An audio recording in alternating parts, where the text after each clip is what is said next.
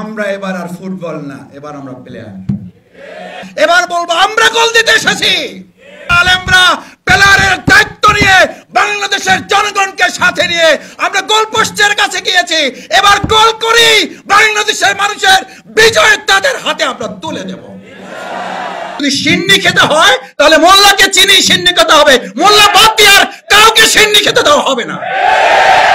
আলেমগণ আমরা এখন কেন এটা বুঝতে পারছি না, সেদিন যদি গণভবন টার্গেট করি তাহলে আজকে সেদিনকার খেলোয়াড় হিসাবে আমরা এখনো কেন গণভবন টার্গেট করব না, এখনো কেন জাতীয় সংসদ ভবন টার্গেট করব না, এখনো কেন বঙ্গভবন আমরা টার্গেট করব না, কেন জুলাই সনদে মাদ্রাসা শিক্ষক ছাত্র আলেমদেরকে স্থান দেওয়া হলো না। আসসালামু আলাইকুম ওয়া রাহমাতুল্লাহি ওয়া বারাকাতুহু। আলহামদুলিল্লাহ ওয়াসসালাতু ওয়াসসালামু আলা রাসূলিল্লাহ ওয়া আলা আলিহি ওয়া সাহবিহি আজমাইন।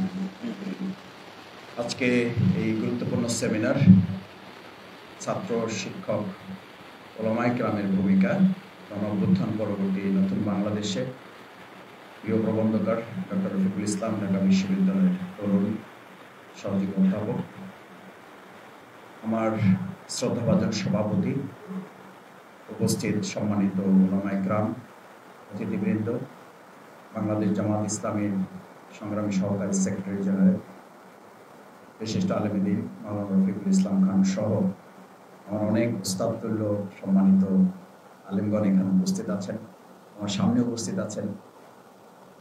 আমরা সকলকে আন্তরিকভাবে ধন্যবাদ জানাই, কৃতজ্ঞতা জানাই যে আপনারা সেই শুরু থেকে এখন পর্যন্ত আজকের এই প্রোগ্রাম সফল করার জন্য এখানে উপস্থিত আছেন।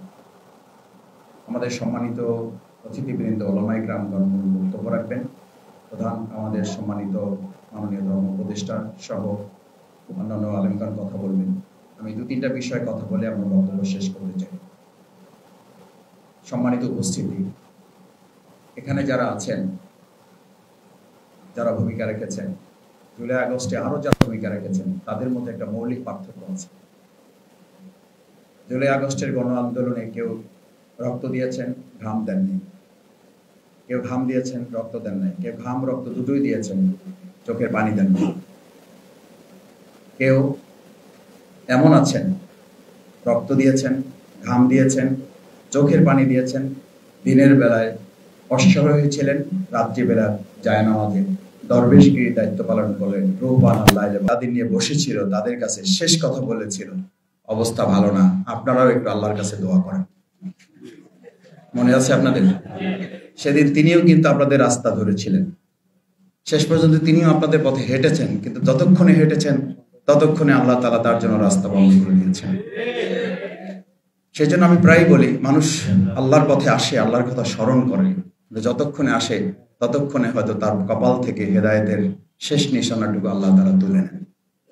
আসতে তো হয়, ওই যে আমরা বলি না, সোজা তো হন, মরার পরে হন। তো মরার পরেই যদি হবেন তাহলে মরার আগে হন না কেন? দ্বিতীয় কথা হচ্ছে, সম্মানিত ওলামায়ে কেরাম, মাদ্রাসার শিক্ষক, আমার প্রিয় ছাত্রবৃন্দ, আমাদের ভূমিকা যদি আলোচনা করি তাহলে আমাদেরকে এবার সিদ্ধান্ত নিতে হবে। সেদিন আমরা যাত্রাবাড়ি থেকে কি সিদ্ধান্ত নিয়ে বলেছিলাম এবার আমরা বাইতুল মোকাররমে যাব না গণভবনে যাব? এটা আপনাদের বুঝতে অসুবিধা হচ্ছে। সেদিন কোথায় সিদ্ধান্ত নিয়েছিলাম যে আমরা জাতীয় মসজিদ বাইতুল মোকাররমে যাব না গণভবন দখলে যাব? আমি খুব কেন বুঝতে পারি না আমি যে আলেমগণ আমরা এখনো কেন এটা বুঝতে পারছি না, সেদিন যদি গণভবন টার্গেট করি তাহলে আজকে সেদিনকার খেলোয়াড় হিসাবে আমরা এখনো কেন গণভবন টার্গেট করব না, এখনো কেন জাতীয় সংসদ ভবন টার্গেট করব না, এখনো কেন বঙ্গভবন আমরা টার্গেট করব না। কেন আমাদের শুধু মসজিদ, মাদ্রাসা, জাতীয় বাইতুল মোকাররম এইটুকু হইলেই যেন, আমি আমাদের শ্রদ্ধেয় একজন প্রিন্সিপাল ছিলেন, আমি সস্তিনা মাদ্রাসার ওখানকার ছাত্র, তো আমার শিক্ষক বলতেন যে আমাদের একটা অসুবিধা কি মাসুদ জানো, আমরা দুনিয়ার দৃষ্টিতে কোনো কিছু একটু পেলে মোটামুটি আত্মতৃপ্তিতে ভরপুর, অথচ আল্লাহ গোটা রাজ্যটা আমাদেরকে দিতে চান, সেখানে আমরা কোনো একটা টুকরো মাটি নিয়ে আমরা আনন্দে আত্মদালিত হয়ে যাই।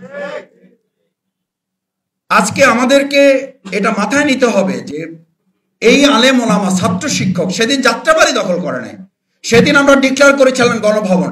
আজকে সেই যাত্রাবাড়ি উদ্ধার করার, সেই বিএনএস ভবন উত্তরার উদ্ধার করা, সেখানকার বিজয় ঘোষণা করা, ছাত্রদেরকে জুলাই সনদে রাখা হবে না, সেই জুলাই সনদ এই বাংলাদেশের মানুষটা একজন মানুষ এটা বিশ্বাস করে না।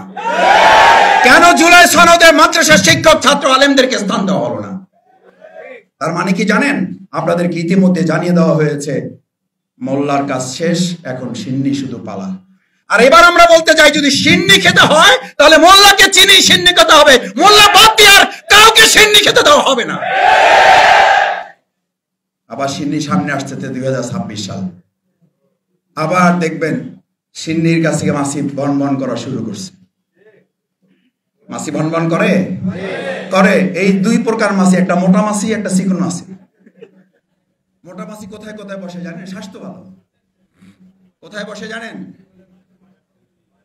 আমি এই কথা বলতে চাই না, আমার মুরব্বীদের কাছ থেকে এগুলো ওয়াজ শোনা, তো এই ওয়াজ ওনাদের সামনে বললে ওনারা আমাকে একটু আদবের খেলাপ মনে করবেন। আমি শুধু স্মরণ করে দেওয়ার জন্য। এই মোটা মাছির কাজ হলো কাঁঠালেও বসে, এই মোটা মাছির কাজ হলো মরা গরুর উপরে বসে।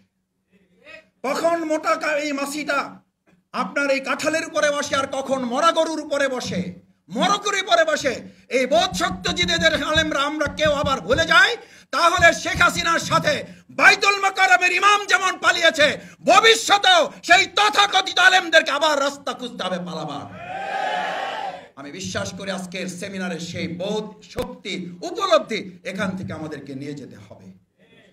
শেষ কথা, সম্মানিত উপস্থিত সুধী মণ্ডলী, আজকে আমরা এখানে যারা আসছি, আমাদেরকে দেখবেন সব প্রোগ্রাম হয়, জাতীয় প্রোগ্রাম, বিভিন্ন গুরুত্বপূর্ণ প্রোগ্রাম, সেখানে আপনাদের উপস্থিতি, মিডিয়াতে আপনাদের উপস্থিতি, মিডিয়া লম্বা লম্বা আলোচনা হয়। যারা এসি রুমে বসে এই ফেসবুকে এবং টিভি দেখে জুলাই আগস্টের ঘটনা বর্ণনা করে, তারাও ওখানকার গেস্ট। আর যারা রাস্তায় ঘাম ঝরিয়েছে, রক্ত ঝরিয়েছে, চোখের পানি ঝরিয়েছে, দিনের বেলা রোজা রেখেছে, আপনি বিশ্বাস করবেন না, আমরা যখন কলা এবং রুটি বিতরণ করি, এরকম অসংখ্য ভাইকে বলতে শুনেছি, মাসুদ ভাই আমি তো এখন কলা খাবো না, আমি তো রুটি খাবো না, আমাকে দেন, আমি আরেকজনকে দেবো। কেন খাবেন না? বলছে মাসুদ ভাই আমি তো রোজা রেখে এসেছি। আপনি বলতে পারেন জুলাই আগস্টের গণঅভ্যুত্থানের অন্য কে কারা রোজা রেখে রাত্রে তাহাজ্জুদ পড়েছে আর কাবার গিলাফ ধরে দোয়া করার পর তারপরে আন্দোলনে এই ভূমিকা পালন করেছে? কারা তারা? তাদের বাদ দিয়ে আপনি মিডিয়া চালান, তাদের বাদ দিয়ে আজকে আপনাদের অন্তর্বর্তীকালীন সরকার চলতে চান। যদি চলতে চান, জুলাই আগস্টের যে ভুল হয়েছে তার চেয়ে কয়েক গুণ মূল্য দিয়ে আবার আলেম সমাজকে নিয়ে এই বাংলাদেশ পরিচালনার সিদ্ধান্ত নিতে হবে। তার আগেই এই আলেম সমাজ, ছাত্র, মাদ্রাসা সবাইকে সমান মূল্যায়ন না, ন্যায্য মূল্যায়ন করতে হবে। এবারের ঘোষণা, আমরা এবার আর ফুটবল না, এবার আমরা প্লেয়ার। আমাদেরকে যেমন খুশি পিটাবেন, সেই দিন শেষ। এবার ফুটবলের পালা না, এবার আলেমরা প্লেয়ারের দায়িত্ব নিয়ে বাংলাদেশের জনগণকে সাথে নিয়ে আমরা গোলপোস্টের কাছে গিয়েছি, এবার গোল করি, বাংলাদেশের মানুষের বিজয় তাদের হাতে আমরা তুলে দেব। সেই প্রত্যাশা ব্যক্ত করে সেটার জন্য প্রস্তুতি গ্রহণ করার উদাত্ত আহ্বান জানিয়ে আমরা গোলপোস্টের কাছে গিয়ে যেন আর এটা না বলি আমরা সুন্দর দেখতে ফুটবল ভাই, যা পারেন করেন, মারেন আমাদের দিয়ে গোল দেন। এবার আমাদের দিয়ে গোল দিতে বলবো না, এবার বলবো আমরা গোল দিতে এসেছি, এবার আমরা গোল দেবো ইনশাআল্লাহ। আল্লাহ আমাদের কবুল করুন। আসসালামু আলাইকুম ওয়া রাহমাতুল্লাহি ওয়া বারাকাতুহু।